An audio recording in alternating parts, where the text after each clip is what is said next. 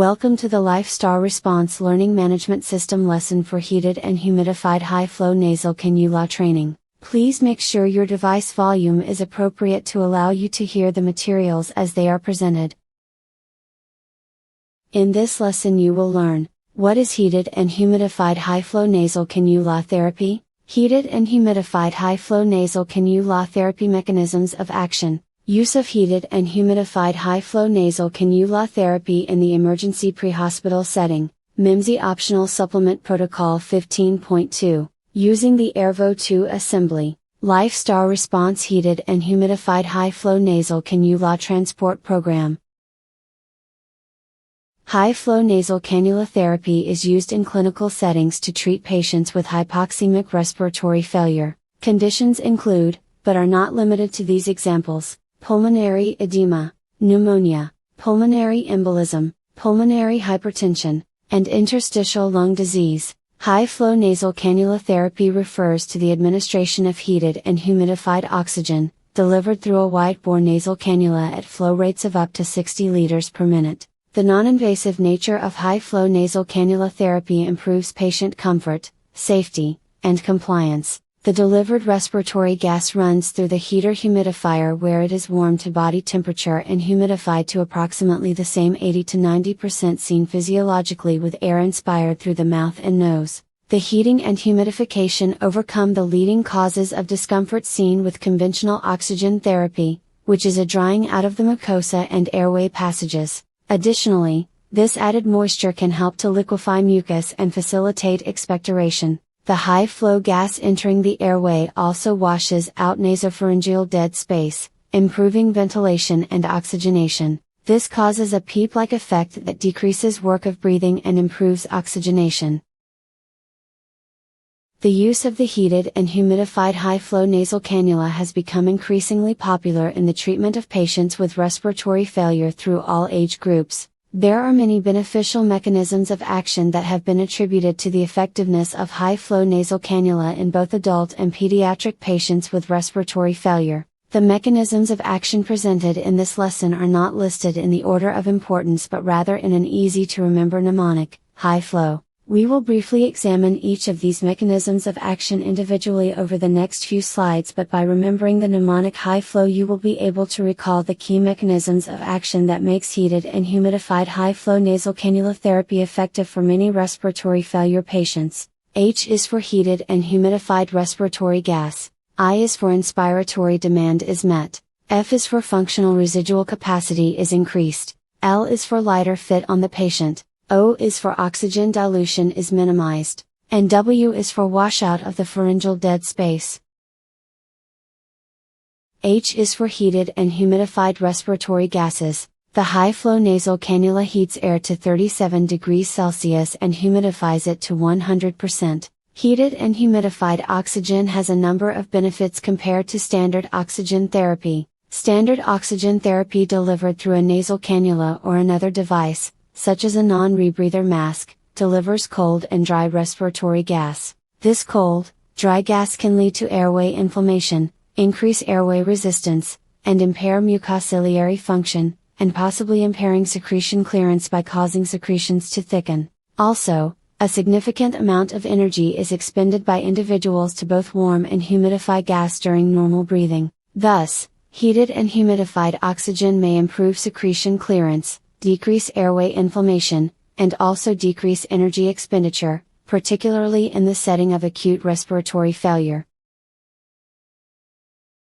I is for the inspiratory demand is met. One obvious benefit is that the high-flow nasal cannula can deliver very high flow rates of gas in an attempt to match a patient's inspiratory flow demands. This is important as patients in acute respiratory failure can become extremely tachypnic, and their peak inspiratory flows, which may normally be 30 liters per minute up to 60 liters per minute at rest, can reach upwards of 120 liters per minute in acute respiratory failure. Consider this example: a 70 kilogram patient in respiratory failure is breathing at a rate of 40 breaths per minute, with a tidal volume of 400 milliliters per breath. He has a flow demand of 16 liters per minute. Using standard oxygen therapy, a nasal cannula could only deliver 6 liters per minute and the non-rebreather mask could only deliver 15 liters per minute. The high-flow nasal cannula can easily supply the 16 liters per minute flow demand of this patient. One of the main mechanisms to improve a patient's work of breathing is to attempt to match their peak inspiratory flow demands with the use of a high-flow device.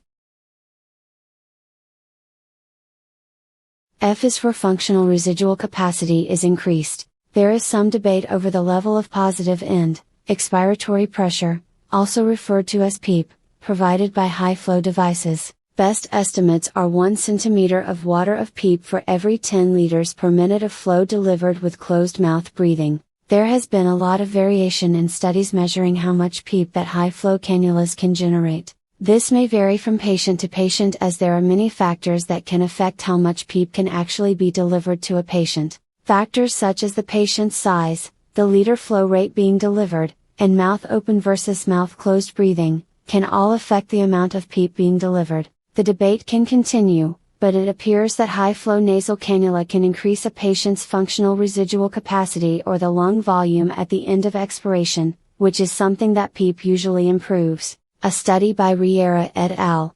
Showed the use of high-flow nasal cannula increased end expiratory lung impedance, implying there was an improvement in functional residual capacity. They used electrical impedance tomography, a non-invasive, real-time imaging method that provides a cross-sectional ventilation image of the lung, to demonstrate an increased end expiratory lung impedance. It also appears that the use of high-flow nasal cannula can decrease preload by increasing intrathoracic pressure, again another feature commonly attributed to the addition of PEEP. High-flow nasal cannula use seems to cause alveolar recruitment and increased functional residual capacity, as well as increased intrathoracic pressure, likely as a result of the added PEEP. However, it must be said that currently, it is not certain if perhaps another mechanism may be responsible for these findings. L is for lighter fit on the patient. Patients often prefer the use of high-flow nasal cannula to that of non-invasive positive pressure ventilation, including both continuous and bilevel positive pressure ventilation, because the tight-fitting mask can be uncomfortable for some patients. They may even prefer it to the standard nasal cannula because of the warmed, humidified gases that won't dry their mucosa like standard oxygen therapy. This may lead to higher compliance with high-flow nasal cannula and perhaps an improvement in the patient's oxygenation and work of breathing. O is for oxygen dilution minimized, but before we discuss oxygen dilution, let us take a moment to review the 4-to-1 rule. It is taught that 1 liter per minute of oxygen administered via nasal cannula will deliver approximately 4% FiO2 above atmospheric air, which is roughly 21% oxygen. Thus, 1 liter per minute of oxygen via the nasal cannula should deliver approximately 25% FiO2, while 2 liters per minute should deliver 29% FiO2. While this concept is widely taught, let us examine it a bit more closely. Consider a 70 kg male patient breathing 30 to 40 breaths per minute with normal tidal volumes of approximately 500 ml who develops acute hypoxemia. This patient's minute ventilation would be between 15 to 20 liters per minute. If this patient is placed on 6 liters per minute by nasal cannula, according to the 4-to-1 rule, this should theoretically deliver an FiO2 of about 45%. If this patient is breathing 15 to 20 liters through his mouth and nares, the space around the nasal cannula itself, at 21%, then the gas reaching the patient's trachea will be diluted with room air and be closer to 21% FiO2 rather than 45% FiO2. To deliver higher amounts of FiO2 effectively to a patient, the patient's minute ventilation and inspiratory demands need to be not only matched but need to be exceeded in order to minimize the effects of oxygen dilution. The high-flow nasal cannula will deliver much higher FiO2 with less dilution, which will definitely benefit the patients in terms of hypoxemia. W is for washout of pharyngeal dead space. Consider our 70 kg patient again who is in respiratory failure with a minute ventilation of 16 liters. How much of that inhaled 400 milliliters inhaled gas gets to the lungs? The new inhaled gas would mix with the previously exhaled gas that is filled with carbon dioxide in the anatomical dead space before reaching the alveoli. This gas that does reach the alveoli will have a reduced FiO2 because of the mixing that occurs in the anatomical dead space of the pharynx. If we deliver 50 to 6 liters using a high-flow nasal cannula at 100% FiO2, this can wash out this exhaled gas sitting in the upper airway and replace it with fresh oxygen-rich gas. This will lead to the patient breathing much less carbon dioxide and more fresh oxygen-rich gas, thereby improving breathing efficiency and decreasing the partial pressure of carbon dioxide in the arterial blood. The mnemonic high flow will help you remember the mechanisms of action created by high flow nasal cannula therapy. These different mechanisms will all benefit the respiratory failure patient with hypoxemia in different ways. Studies have not concluded which of these mechanisms is the most important. Perhaps depending on your patient's condition, one mechanism may be more predominant at certain times, or a different mechanism may be more important in certain disease processes. The important thing to remember is that as a clinician you need to have a basic understanding of all 6 of these mechanisms so that you know how the high-flow nasal cannula treatment can benefit your patient. Using standard oxygen therapy supplies and equipment found on the ground ambulance, which includes a limited volume of oxygen supply and relatively low flow regulators, makes delivering high-flow nasal cannula treatment nearly impossible. Combining a non-rebreather mask with a nasal cannula might be sufficient to match the flows and FiO2 being delivered by high-flow nasal cannula, but this would require a tremendous supply of oxygen, especially for a long-duration transport. Additionally, the use of standard oxygen delivery devices does not allow us to achieve the PEEP effect seen with high-flow nasal cannula therapy. The most suitable replacement for high-flow nasal cannula therapy in the emergency pre-hospital setting is CPAP, continuous positive airway pressure, or BiPAP, bi-level positive airway pressure using transport ventilators. Another consideration is that the high-flow nasal cannula assemblies used in the hospital setting are expensive, require additional training, and must be transported with care towards how the devices are handled. Typically, equipment used by EMS providers can withstand rough handling that includes being dropped and bounced around the inside of a moving ambulance. The use of high-flow nasal cannula in the emergency pre-hospital response is still very limited due to the mentioned equipment and supply limitations. However, the use of high-flow nasal cannula therapy is becoming a primary airway management tool for the interfacility medical transport industry. Advanced life support providers are permitted to manage patients on high-flow nasal cannula therapy under the Maryland Institute for Emergency Medical Services Systems Optional Supplemental Protocol 15.2, Airway Management, Heated Humidified High-Flow Nasal Cannula. A downloadable copy of this protocol document is available as a lesson resource material in your Learning Management System lesson area for this course. Maryland paramedics may initiate and manage high-flow nasal cannula therapy on patients that are 13 years old or older. Optional Protocol 15.2p allows for the transport of pediatric patients with high-flow nasal cannula during interfacility transport. Optional Protocol 15.2p will be discussed later in this lesson. In accordance with this protocol, high-flow nasal cannula therapy is indicated for patients with hypoxemic respiratory failure caused by the following conditions: pulmonary edema, pneumonia. Pulmonary embolism, pulmonary hypertension, and interstitial lung disease. In accordance with this protocol, high-flow nasal cannula therapy is contraindicated in the following situations and cannot be used: inability to provide continuous, heated humidification using an approved delivery device, inability to provide therapy through an appropriate sized nasal prongs, insufficient supply of oxygen to complete the transport, basilar skull fracture or severe facial trauma, circumstances in which endotracheal intubation or surgical airway is indicated, circumstances in which the patient does not improve or continues to deteriorate. As a contraindication to high-flow nasal cannula therapy, a quick review of basilar skull fracture is needed. A basilar skull fracture is a break of a bone in the base of the skull. A basilar skull fracture typically requires a significant degree of trauma to occur and is defined as a fracture of one or more of the following bones: temporal, occipital, sphenoid, frontal, or ethmoid. Definitive diagnosis requires radiographic CT studies, but presenting signs and symptoms include blood or fluid leaking from ears or nose, bruising around the eyes, also known as raccoon eyes, hearing problems, loss of sense of smell, and/or vision changes with a history of fall or head injury, weakness in the face from nerve damage. If you see any of these signs or suspect that the patient has a basilar skull fracture for any reason, do not initiate high-flow nasal cannula therapy.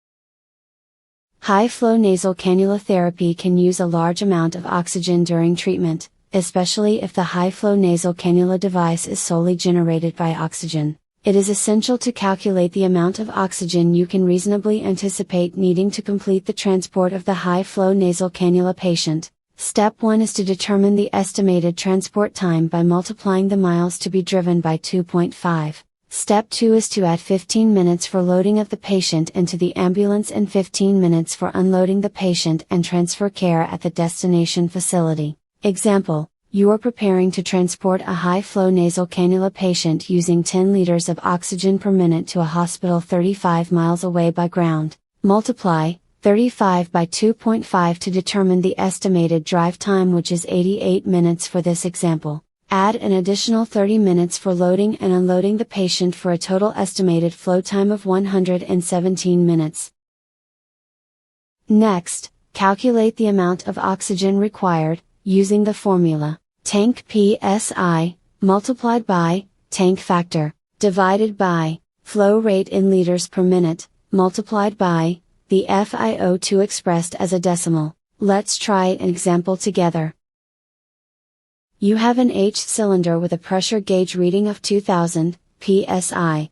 The conversion factor for an H cylinder is 3.14. The patient is receiving 20 liters of oxygen per minute and has an FiO2 requirement of 35%. First, multiply 2000 by 3.14. This equals 6,280. Next, multiply 20 by 0.35. This equals 7. Divide 6,280 by 7. This gives you a result of 897, meaning, your current oxygen supply should last approximately 897 minutes at the prescribed flow rate and FiO2.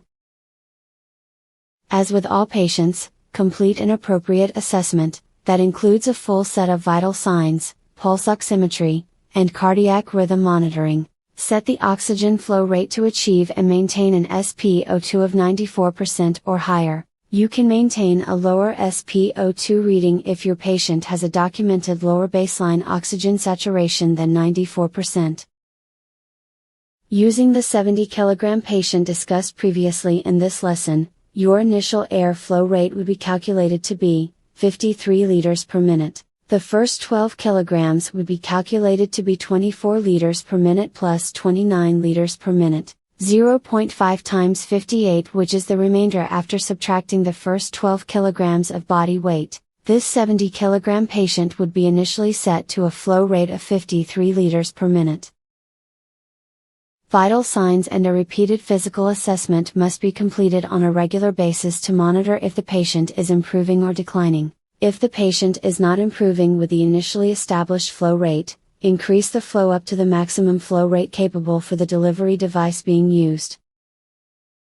Alert! For circumstances in which the patient does not improve or continues to deteriorate on high-flow nasal cannula treatment, terminate the high-flow nasal cannula administration and escalate the respiratory support to provide positive pressure ventilation via CPAP, BiPAP, bag valve mask ventilation, or endotracheal intubation, if necessary. In December 2022, the Maryland Institute for Emergency Medical Services Systems issued Protocol 15.2P Heated, Humidified High-Flow Nasal Cannula for Pediatrics. This protocol was developed to address the surge of pediatric patients requiring heated and humidified high-flow nasal cannula treatment during interfacility transport. Protocol 15.2P permits paramedics of SCT services the ability to transport pediatric patients, those under the age of 13, who have heated and humidified high-flow nasal cannula therapy in use, to another medical facility. Pediatric patients with hypoxic respiratory failure must meet all of the following criteria for Protocol 15.2p to be applicable. The patient must be at least 3 months of age. Up to 12 years the patient was started on heated and humidified high-flow nasal cannula therapy prior to transport for support of respiratory illness. The patient has been unstable or has had a decreasing rate of flow for at least 6 hours prior to transport. The flow rate is less than or equal to 2 liters per kilogram per minute, up to 24 liters per minute maximum rate of flow, and has an FiO2 that is less than 50%. The patient has been screened by the Specialty Care Transport Team Medical Director or RN and has been approved for paramedic-only transport. Contraindications for paramedic transport of a pediatric patient using heated and humidified high-flow nasal cannula therapy include the inability to provide continuous heated and humidified high-flow nasal cannula treatment using an approved delivery device, the inability to provide therapy through appropriate sized nasal prongs, and insufficient supply of oxygen to complete the transport. A patient with a basilar skull fracture or severe facial trauma, circumstances in which BiPAP or CPAP, endotracheal intubation or surgical airway is indicated, and patients that cannot tolerate transport on 100% FiO2, if blended air is not available. The procedure for Protocol 15.2p is similar to that of the adult. Start by calculating the oxygen flow requirement, then calculate the estimated travel time. Ensure that you have a sufficient oxygen supply available to complete the transport. Once you have determined the oxygen flow requirements to complete the transport and have ensured that you have a sufficient supply of oxygen, complete a full patient assessment including vital signs, pulse ox reading, and cardiac monitoring. If using blended air, set FiO2 to match the FiO2 on which the patient has been maintained in the sending facility. You should try to maintain an SpO2 reading of 94% of higher, or per medical direction. Set the flow rate of the heated and humidified high-flow nasal cannula device to match the flow rate that the patient is currently receiving. If the flow rate cannot be matched exactly, round up to the next closest flow rate setting on the transport heated and humidified high-flow nasal cannula device. Reassess the patient's condition throughout the transport. Monitor vital signs, including SpO2 readings, work of breathing, mental status, and breath sounds. If the patient appears unstable for transport, you must immediately contact the SCT service medical direction for consult.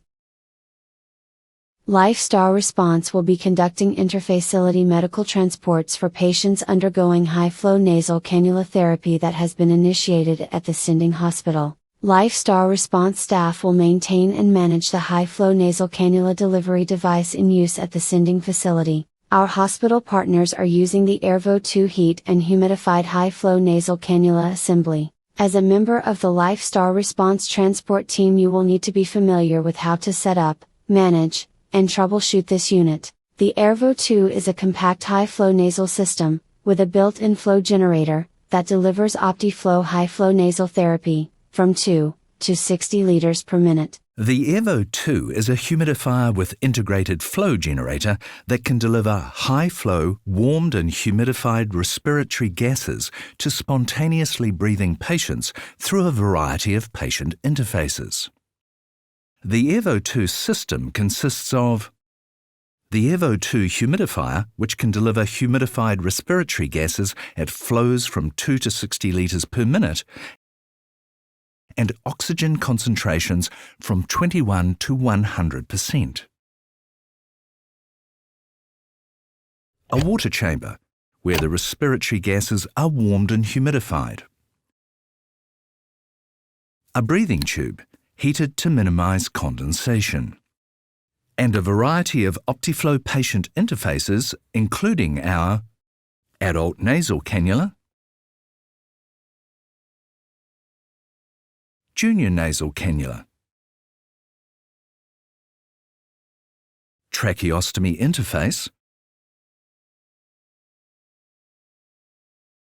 and mask interface adapter. The whole system is integrated on a mobile pole stand for convenient bedside treatment. Let's take a closer look at how it works.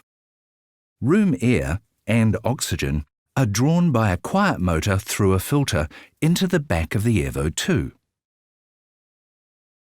The air and oxygen are mixed as they travel past temperature, flow and oxygen sensors.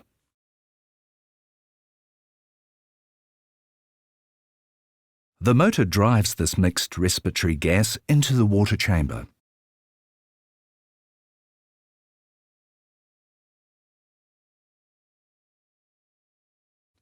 A float in the chamber maintains the water level at a fixed height.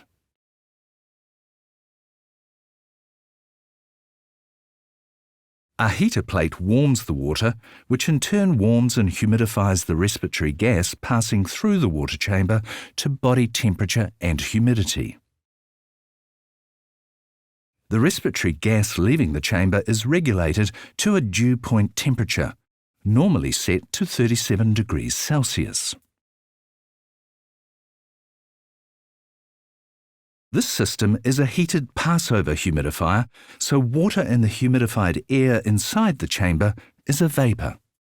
If we could magnify this approximately 10 million times, we would see the vapour is a gas of individual water molecules, each more than 100,000 times smaller than the diameter of a human hair.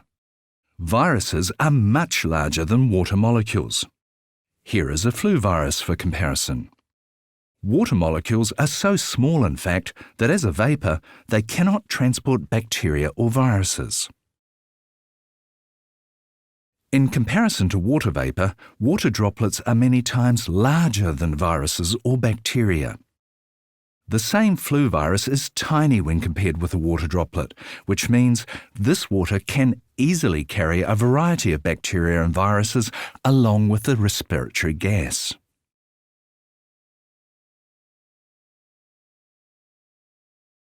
So, by using water vapour for humidification instead of water droplets, the Evo 2 can reduce the risk of infection.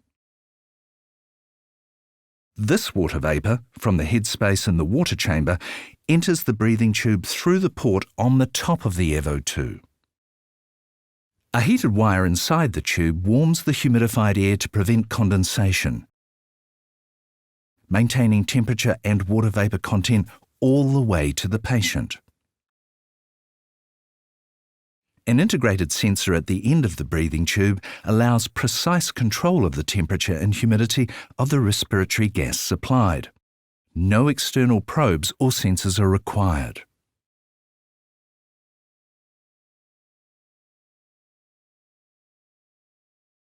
The respiratory gas is delivered using an OptiFlow patient interface. If using the nasal cannula, the patient can eat, drink and talk during therapy, which may help patient comfort and compliance.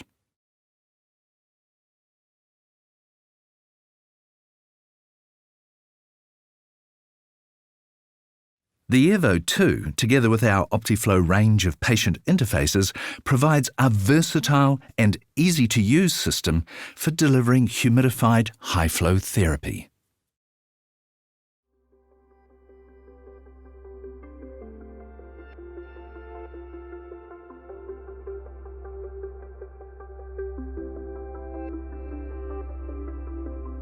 With setup complete, the Evo 2 is now ready for your patient.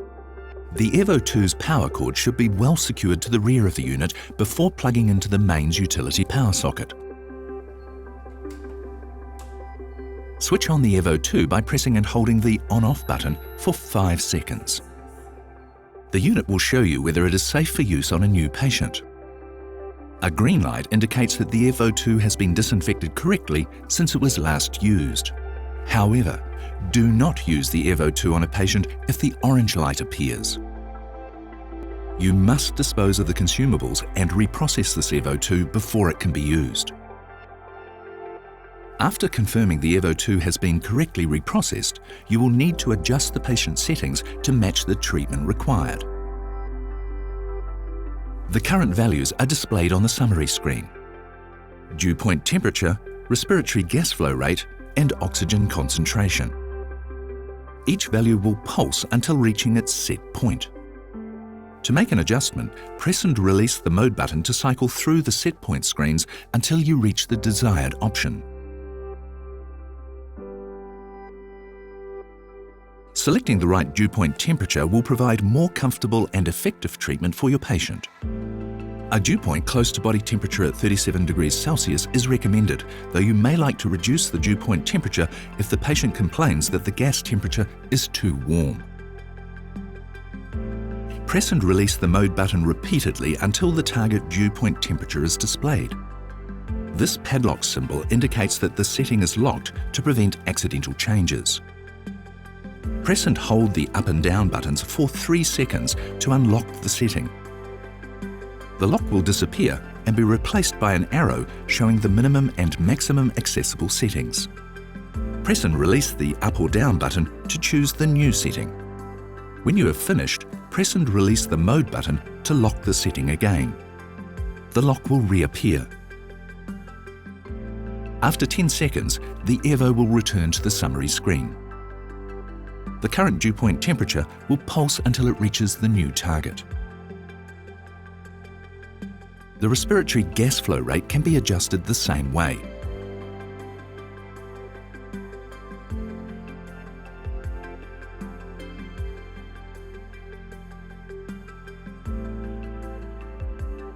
Press and release the mode button again, or wait 10 seconds to return to the summary screen. For patients that require oxygen as part of their treatment, you can connect the wall supply to the oxygen inlet port on the side of the unit now. Make sure you push the oxygen tube firmly onto this connection port. Be sure to read the oxygen warnings in the Evo 2 user manual before using oxygen. In particular, never have oxygen flowing through the unit when the Evo 2 is turned off. When changing the oxygen concentration, press and release the mode button repeatedly until the large oxygen view is displayed. Using a built-in oxygen sensor, the Evo 2 reports the concentration of oxygen in the respiratory gas flow as you adjust the flow on the wall supply. Simply adjust the oxygen flow until the desired oxygen concentration is displayed. While waiting for the unit to warm up, fit the appropriate interface, ensuring the head strap is not touching the ears. The Evo 2 can be used with a variety of patient interfaces. Read the separate user instructions for the patient interface that will be used, including all warnings. When the Ready for Use symbol appears on the display, connect the patient interface to the heated breathing tube. Attach the interface to the breathing tube by simply pushing the 2 connectors together until you hear a click. The gas delivered will feel warm when the patient first uses the unit. This is typical. They should simply continue to breathe normally. If the patient will be using an OptiFlow Junior nasal cannula, you must activate Junior mode. Press and hold the mode button for 5 seconds until the Junior mode symbol appears. The Evo 2 will automatically adjust the dew point temperature and gas flow to safe limits for the Junior interface. The dew point temperature is limited to 34 degrees Celsius and the respiratory gas flow rate is limited to 25 litres per minute. To deactivate Junior mode, follow the same procedure. Hold the mode button for 5 seconds. As with any medical device, you may need to make adjustments to the Evo 2 as the patient's condition changes. Keep in mind that the patient's breathing pattern can affect the fraction of inspired oxygen. For this reason, you should always use a pulse oximeter and adjust the oxygen flow rate to maintain the appropriate blood oxygen saturation in your patient. The Evo 2 has been designed to be as reliable as possible and will automatically raise an alarm when a problem is detected. The cause of the alarm is shown on the display. Silence the alarm with the mute button. In this example, the alarm was raised because a blockage has been detected. Once the blockage has been found and corrected, the Evo 2 will continue delivering therapy to the patient.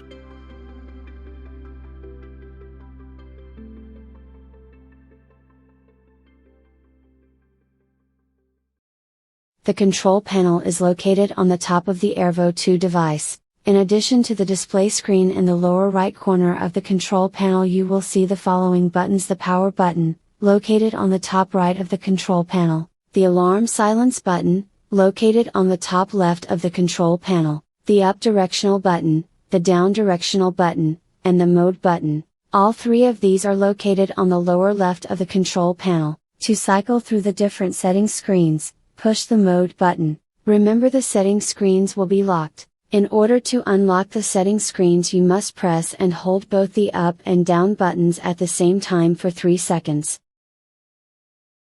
The Airvo 2 has 3 settings that can be adjusted for patient management. Dew point temperature, which sets the temperature of the inspired air. The default setting is 37 degrees Celsius. Respiratory gas flow rate, which sets how many liters per minute of inspired air is delivered to the patient. And oxygen concentration. The oxygen concentration is controlled by adjusting the source of oxygen. Oxygen concentration is not directly controlled by the Airvo 2 unit itself.